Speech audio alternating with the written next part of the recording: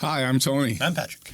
Welcome to another episode of Cave to the Cross Apologetics. We are working our way through Nancy Pearcey's book, Finding Truth, 5 Principles for Unmasking Atheism, Secularism, and Other God Substitutes. And we've worked now to the third principle in these 5 principles that she has for us.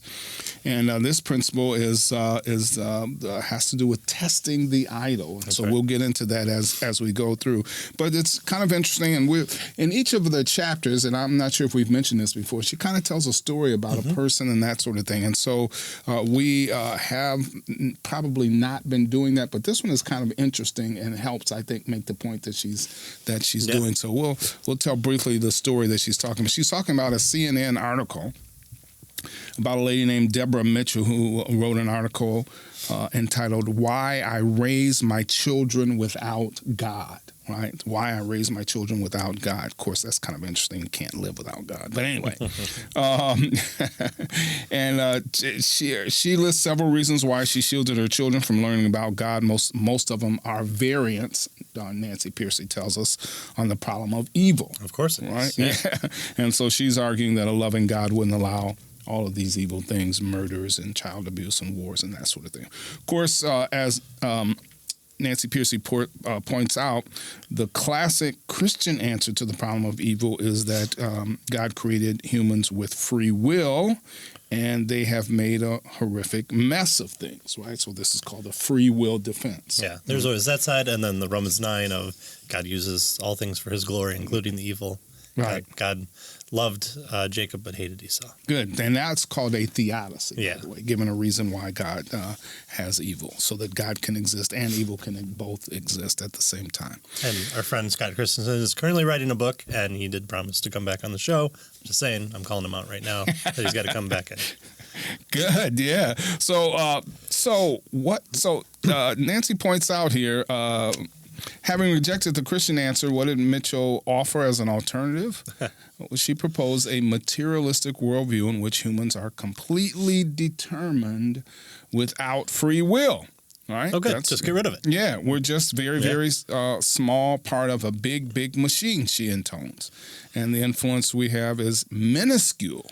We must accept the realization of our insignificance. Yeah. That's what you want to teach your child. It's a great thing. It's what I tell my kids all the time. You mean nothing, and what you do here in life insurmounts to pretty much you being non-existent. Right. Yeah. And so and so obviously Nancy Pearcey points this out as well. Is that meant to be an appealing alternative to Christianity? That humans are little machines trapped in a big machine, that their actions are insignificant, right? She says the problem with it is that it's not true. Its view of humanity runs counter to the data of human experience. That is this whole idea of materialism and dehumanizing humans. Right? Yeah, I mean, think of the great stories humanity has written, even going back to Homer and the Odyssey, and or just the scale of human history, with leaps and bounds of the automobile with Henry Ford, or just the invention of the nuclear bomb with the Manhattan Project. These were small people working on a big thing that revolutionized, changed everything. Yeah. I mean, small people. Newton or Leibniz, whichever one, reinvents calculus, and just does that just off the top of his head. I mean, like, small people enacting big changes. Yeah. So she points out there's no society without some moral code, and yet materialism kind of leaves us bereft of a moral code, right? The testimony of universal human experience is that humans are not merely little robots, right? After all, what is a worldview intended to explain? A worldview is meant to give a systematic explanation of those inescapable, unavoidable facts of experience accessible to all people in all cultures across all periods of history. Right? This is me putting it at the bottom of your screen. Yeah. That's a great definition of worldview. That is good, yeah. So in biblical terms, those facts constitute what can be called general revelation, right? So you'll recall there's a distinction between special revelation, which is Scripture, and general revelation, which is the world that God created, right? Reveals Him. So both special and general revelation reveals who God is. Yeah. Right. Open your eyes. There it is. Yeah. So she says that the starting point for any philosophy, that is the data that it seeks to explain. Right? If it fails to explain the data of experience, what we experience, then it has failed the test. It has been what she calls falsified. Yeah. Right? Yeah. And so she's going to go on to say, to help us to see the importance of how, every worldview must meet our experience, or it fails. Right, and that's true for any theory. And worldview you can kind of think as this theory of what is it even trying to do? It's trying to explain the world in which you live in. If it doesn't explain what you're viewing, then it's not a theory, or it's not one worth having, at least. If you're trying to determine if you're a fish and you don't account for water, you're probably not. Your theory probably doesn't hold water. That's right, hold water. So we might think of this as the practical test of a worldview, right? This is a very practical book that we're reading, and here she's offering us a test of worldviews. We can test worldview by taking it into the laboratory of ordinary life. Hey, that's super easy, that we can all afford ordinary life. Can it be lived out consistently in the real world without doing violence to human nature? Another way to say it, does it explain human nature appropriately? Right. Doing violence to human nature means gutting it for what we come to understand human nature. Ripping it apart, making it unable to be recognized. Yeah, right? So much so that you've redefined what phenomenon you're experiencing within human nature. Does life function the way that the worldview says it should? Does it really fit reality? And does it match what we know about the world? Or as Tony has always called this, the empirical adequacy test, because that's what it's properly named. Yeah. So we could say that the purpose of the worldview is to explain what we know about the world. And if the worldview contradicts our fundamental experience, what we know by general revelation, then it's a good sign to be torn down, scraped, thrown away, because it's worthless, because it's contradictory, or it doesn't explain everything. And that's the purpose of science. That's what it wants to do. And so you think these men of science that want to replace Christianity with some other view of the world would want to easily do that, because they're not beholden to Christianity, of course, but clearly if something better comes along in their basic assumptions, they would want to, of course, falsify that. But as we come to know from Dr. Stokes, it's very hard for scientists to leave their theories. So do they have the ability to account for data in a satisfying manner? If it cannot account for this data, then it must be erroneous. Yeah, so again and again, it has to meet the test of the real world, right? Does it explain our experience? If it doesn't, then why would you think that that's the way things are? Right. And when we're dealing with philosophy, we're dealing with something, yes, you talk it through, you check it, you make sure that you're not just throwing away something that's good because you've noticed a hiccup or what you perceive as a hiccup. It just as Christianity says, oh, well, here's a contradiction in the Bible, we must throw it away then. No, we sit there and we test it and we see if there's actually something to do away with Christianity. And so far, no. And we're calling out the other worldviews. So all will fail to account for at least some of these stubborn facts. And we learned in Principle 2 that they become reductionists. They try to define the whole in the terms of the parts, and as a result, it doesn't account for everything. There are things that exist outside the box. There are tentacles that have to be cut off in order to fit the squid inside the box. What sticks out of the box with the example that Tony brought up here at the beginning of the book? Yeah, this materialistic position, right? It's human freedoms. It's the fact serves as evidence that the person is not a very, very small part in a big, big machine. Instead, humans are personal beings capable of willing and choosing, which means their origin must be a personal being, not blind forces of nature. It's the thing that best explains what we see. And also, I doubt this person honestly teaches their child in that manner. If it's one thing to say God doesn't exist because I can't explain, or it's not satisfactory to me that evil exists, but it's another thing to say, as we were talking about, okay, child, go out into the playground and remember, it doesn't matter if you steal toys from the other kids because your actions are very small parts in a big thing. What the parent wants to view as humbling, everybody else would see that you can't live congruent to that. You live congruent to that, and bad things would result. And so personal here does not, of course, mean warm and friendly as we kind of come to know it. It means the capacity to think, feel, choose, and act, in contrast to non-thinking substances. And Professor Pearcey gives an example of when you combine sodium with chlorine, the atoms react with one another to produce sodium chloride. Table salt, the good stuff. The atoms do not make conscious decisions to interact. And I think this is a really good thing. Yeah. But that's not the case with humanity. Free will counters that theory. I'm not going to be salt today. Right? yeah. I refuse. It's the third movie of the Matrix. Why do you choose to not to be table salt? Because I choose to.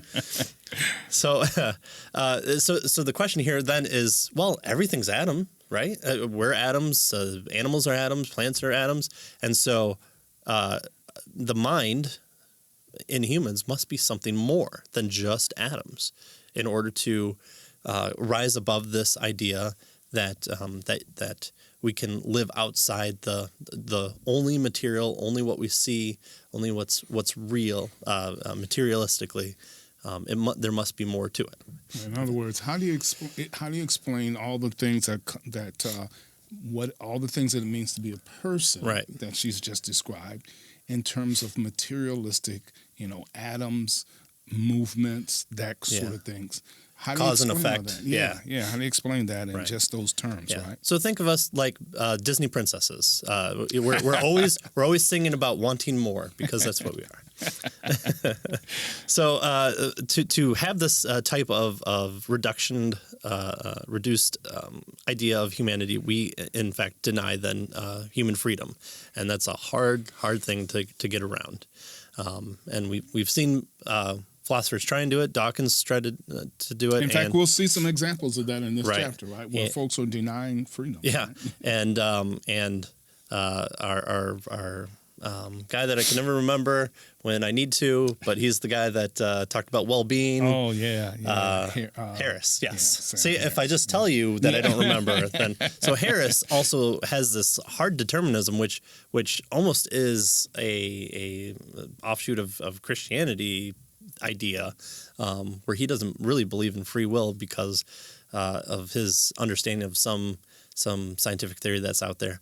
But again, he authors books and he carries on podcasts and he does free agent things in the world that he doesn't just sit in bed and go, well, I'm going to wait till the universe, throws me out. That's right. So his actions defy his position. It seems so. Seems so. Yeah. So the most surprising thing we will discover as we go through this chapter is that many of them, when pressed, actually acknowledge that their worldview does not fit the facts. That we will see that they either live opposite of what they say. They cry uncle, right?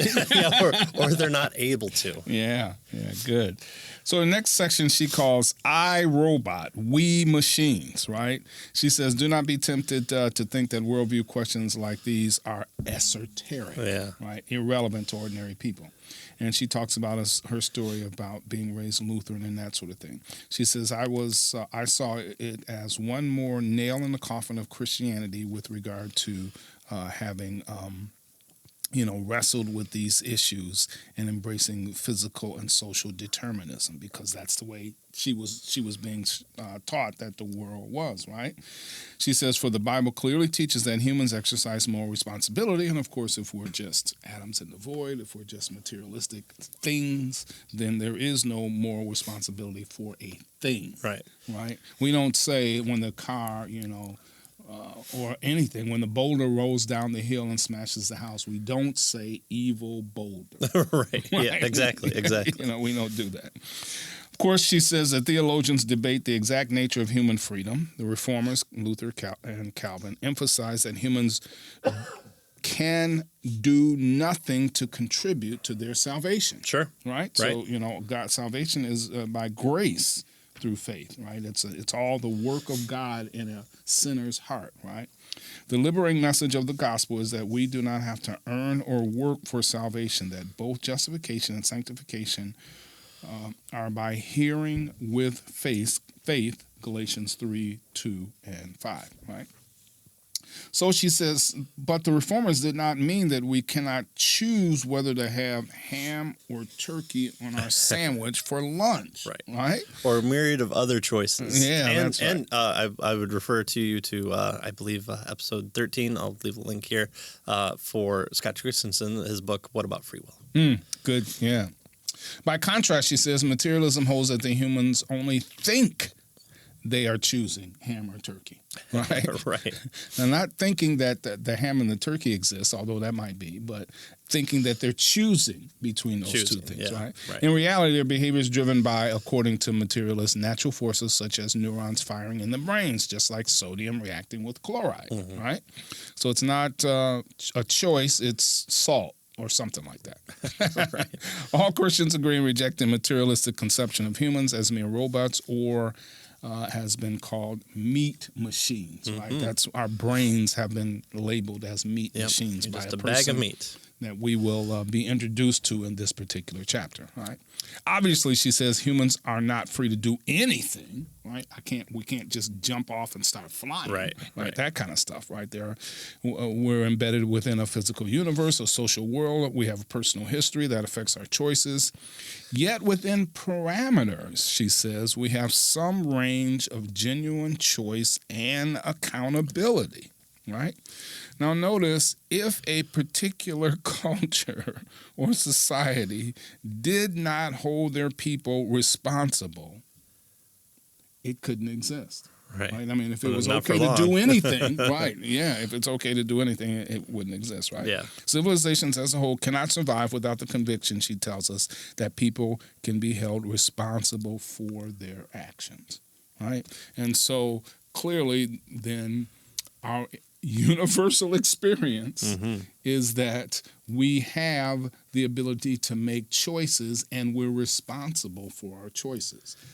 If your worldview doesn't allow for that, too bad for your worldview. Man, that almost sounds like a Christian message to me. Yeah. Ooh, I don't know. Yeah. Scary. So we get into principle number 3, which is to test the idol. So we looked at identifying the idol. We looked at the second one of how the idol reduces humanity in some fashion. And so now we do what does the idols, what does belief in the idol contradict what we know about the world? So we can kind of look at this as an external critique. What is it that the worldview is saying that goes against what even itself or what we tend to know about the world that it isn't explaining or explains incorrectly? Right. So we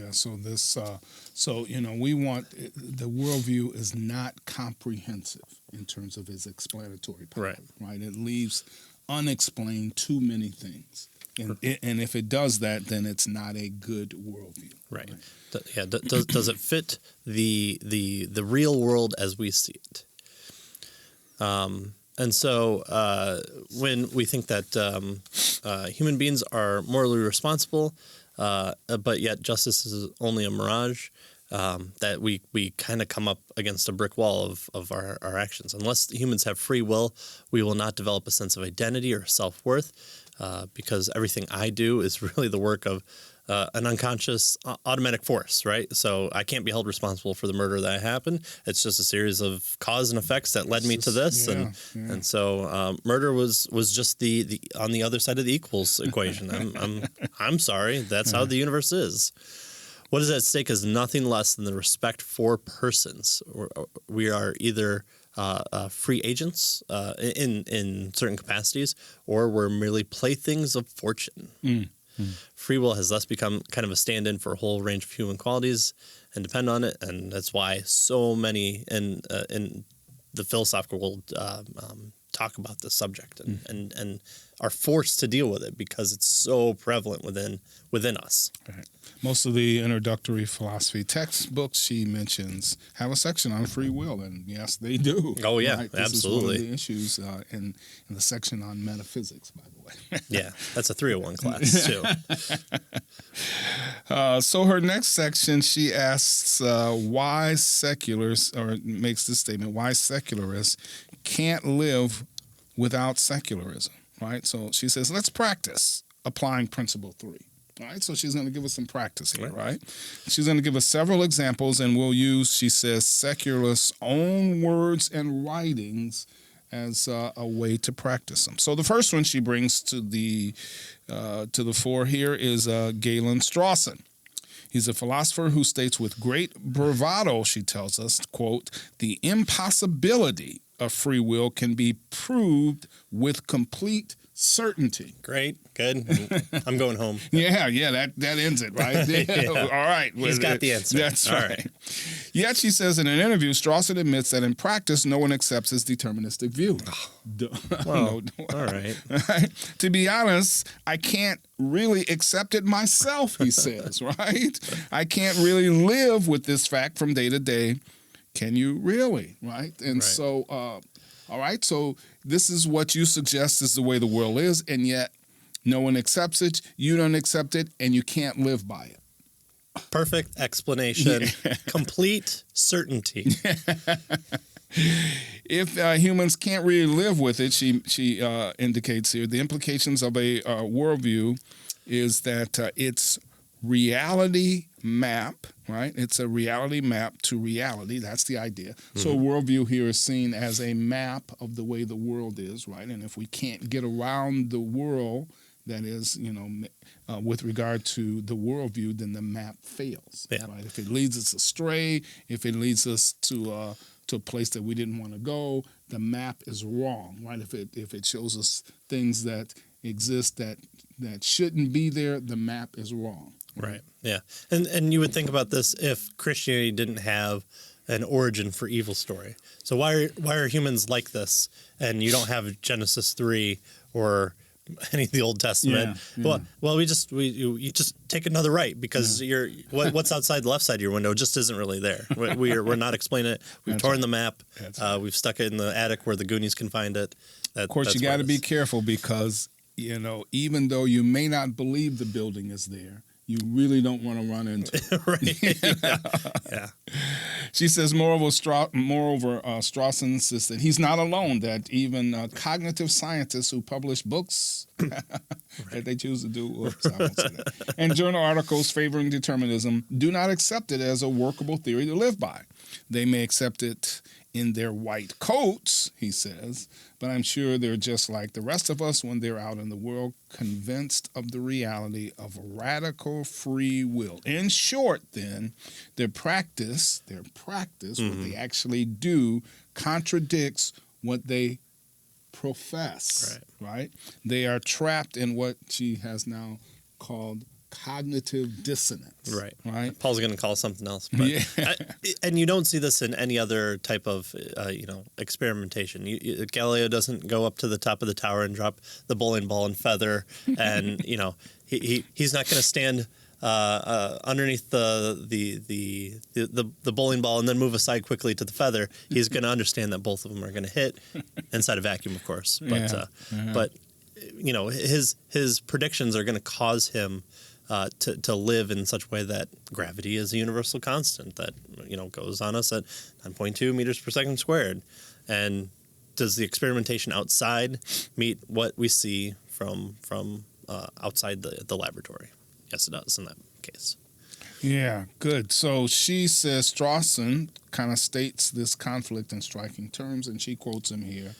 Powerful logical or metaphysical reasons for supporting we can't have strong free will keep coming up against equally powerful psychological reasons why we can't help believing that we do have it. It seems that we cannot live or experience our choices as determined, even if determinism is true. Yeah. And so she makes the point, notice the telltale phrases here, that there are ideas we can't help believing, that we cannot live on the basis of contrary ideas, even if we think they're true.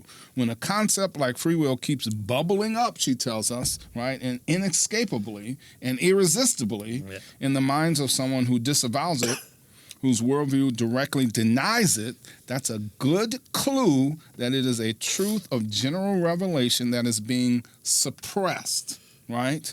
The created order refuses to fit inside the box of an idol-based worldview. Right. Right? Deal with it. Yeah. No. Deal with it. No. Deal with it. Get out of here. Right. And so this is the kind of metaphor that I was trying to explain earlier. She says a worldview is like an internal map that guides us in navigating reality. Because idols defy a part of creation, they produce maps that cover only part of reality. As a result, in the course of ordinary life, humans keep walking off the map. Whoa, right? The edge of the world. That's right. Yeah. It happens whenever they are compelled, quote, to believe in free will or moral responsibility or anything else not covered by their particular cognitive map. Right? Whenever they cannot, quote, live within the map's cramped borders, that should at least tell them that the map doesn't work. Right? It doesn't reflect reality. No one can consistently live on the basis of such a limited worldview map, she tells us. Yeah, how about that? Edward Slingerland is a unabashed materialist and reductionist. He's someone that argues that Darwinian materialism leads logically to the conclusion that humans are robots. And so our sense of having a will or self or consciousness is just this illusion. Illusion. And yet he admits it is an illusion we find impossible to shake. Bing, keyword. Bing, keyword. Yeah. So the wall is just an illusion, but, every time I walk, I hit it. Yeah. So I can't really shake it, but I know it's an illusion. We're just all a collection of atoms. In fact, my nose is bloody, but I know the wall is an illusion. It's a very rude wall for not letting you through.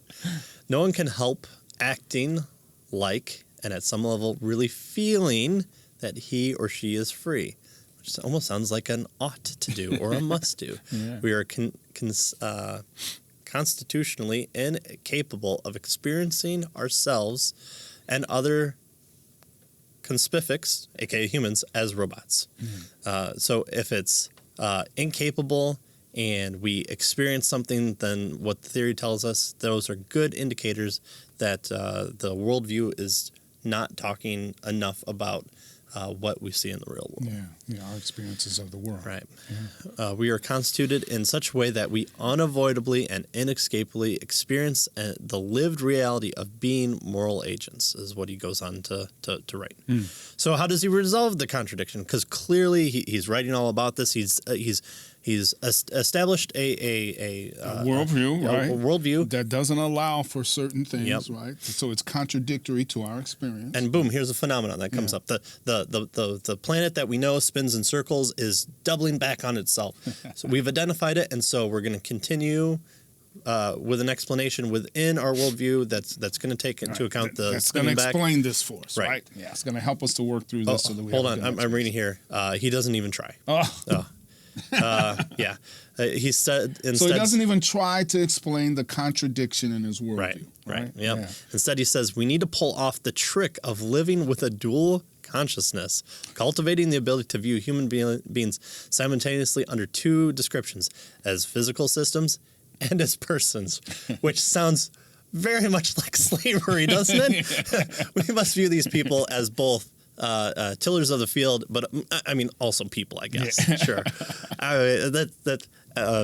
I just had to write down James 1:8. Double-mindedness it leads to an unstable in all his ways. Yeah, I believe the Bible has talked about this type of dual consciousness. So it's not original with him. Right? Yeah. So there's nothing new under the sun. So he explicitly recommends this construction of mental dichotomy, this two-story division that we keep seeing from Nancy Pearcey, and she also has helped to lift it from Francis Schaeffer. Right. So kind of as we saw with materialists, put everything physical down in the basement or on the first floor, and then in the attic they put everything of the mind. Where the romanticists do the opposite. Right. So they put the mind up the top. And, anything physical, we don't really want to talk about that. In the basement. So dual consciousness at the bottom. Humans are just robots. But then up at That's the top, the real world, right? Yeah. Human, for them anyway, Right. Yeah. Which kind of matrixy, right? I think a little bit. And then up at the top, we're free agents. We're persons. Yeah, Yay. yeah. Of course, that's in the attic, and Yeah. that's not real, and we get rid of that, and it sticks out of the box, and so we kind of cut it off. When people hide in attics, that's bad history. I'm just saying. And of course, nothing good comes out of the attic. Yeah, ghosts, Nazis. Yeah, nothing good. So George Orwell famously called this doublethink. When a worldview fails to account for all reality, what do its adherents do? Do they say, "Well, I guess my theory has been falsified. I'll toss it out"? Most people don't give up that easily. Why? Because that is your base root, that your basic assumptions about how you view the world. So if you did that, you'd have to kind of start all over. Those with things are regard to, really hard. Yeah, really hard to give up. And if you think about kind of the Christian story of conversion, it's called putting off the old man and putting on a new. You are a new creation. There's something so revolutionary, transfixed on that change that it launches you into being dead and made alive again. So Christianity says you have to do that. You have to put off that old worldview, right? And take on the new, right? Yeah. And so she goes on to say here that a dual consciousness is a signal, bing, bing, bing, that contrary evidence from general revelation is being suppressed. So that should be a good indicator for us to help point them out that they're suppressing evidence here, and then we can include steps 4 and 5 as well. She goes on to say that every non-biblical worldview ends up with some form of dual consciousness or dualism. There will always be a contradiction between the realities that acknowledge what fits in the box and the realities that denies what sticks outside the box, what's in the basement and what's in the attic. A conflict between what it professes and what it suppresses. Yeah. It will inevitably happen. And so her next section she calls losing total truth. She says the price of accepting such a sharp dichotomy, however, is the loss of a unified truth. Right? Slingerland's two views of the human person are logically contradictory. For if we really are robots operating by pure material causes, then freedom is impossible. There's no logical coherence, unified worldview that can encompass both these contradictory views of the person, right? And of course, she points out that from time immemorial, people have held to the idea of a unity of truth. Right? The universe Makes itself sense. is integrated and coordinated and that sort of thing, right? And so she says, but until roughly the 1930s, American higher education was based on what was explicitly called the unity of truth. In fact, universities, right? The conviction that all truth... Which were started by Christians, by the way. Agreed and ultimately could be related to one another in a single system. So the problem is, though, that they embraced a worldview that is radically reductionistic during this time. So on one hand, and on the other hand, they cannot deny the truths that are pressed on them by everyday experience, the truths of general revelation. And so they have done what earlier generations would have found unthinkable. They have given up the idea of the unity of truth. Yeah. Right? And so truth isn't unified anymore. It's piecemeal and, you have your truth and I have mine. Yeah, you deny it outright, of course. So I think that's where we're going to stop for today. There's a lot to cover there. It's good to see these examples come into play because, yes, we can talk about, just look at the world and, what do you explain? What do you not explain? Yeah. Nuh-uh. It's nice to be able to look for those keywords that we can kind of latch onto and see where it might be. And also the quotes that she's pulling from scientists. They are and philosophers. At the very, I put them in the same camp, like theologians, but I have a higher view of theologians, I guess. But these folks that are writing are being quite honest with the implications and how it works out. So you really do appreciate their honesty. Yeah, right? Absolutely. I mean, they're straightforward. Right. I mean, these are men wrestling with these ideas and struggling and trying to come up with a way that this works. Yeah. And of course, it can't because they're leaving out Right. portions of reality. And so we might come into conflict with people who aren't so honest or don't know how to be this honest. They might have heard it on a Joe Rogan podcast and seen Sam Harris talk about, there's this experiment where when you make a decision, there's a part of your brain that lights up that makes the decision before you actually make the decision. And so therefore you're deterministic. And then real science comes out and says, well, that's not exactly what's seen. But that's neither here nor there. But this is a good, I think, walkthrough of this one, and it might seem to be, I think, out of the two, an internal critique or an external critique. This one might be a little bit on the harder side, I would say. Yeah. So the basic idea is: does the worldview, does the claim that they make fit with the way we know the world is? Right? Does it fit with reality? And if it doesn't, then we have no reason to hold that it is the correct worldview, right? So we'll be continuing on next time with this chapter. As always, comments in the sections below that you're probably seeing this on. Leave us a review on iTunes if people still use iTunes, although I see most of you on Stitcher, so hi, Stitcher viewers. Tell us what you think. Let us know. Are you getting anything out of this? Is this helpful? We're still going to do it whether or not there's an audience, I think, because we like to hear ourselves talk, and we do it anyways. So thanks for joining us, and we'll see you next time. And thanks for your support, and thanks for your subscribing to our channel. We Soon really we'll ask for money, so it'll be fine. Yeah, so we're building up, we're buttoning up right now. See you next time.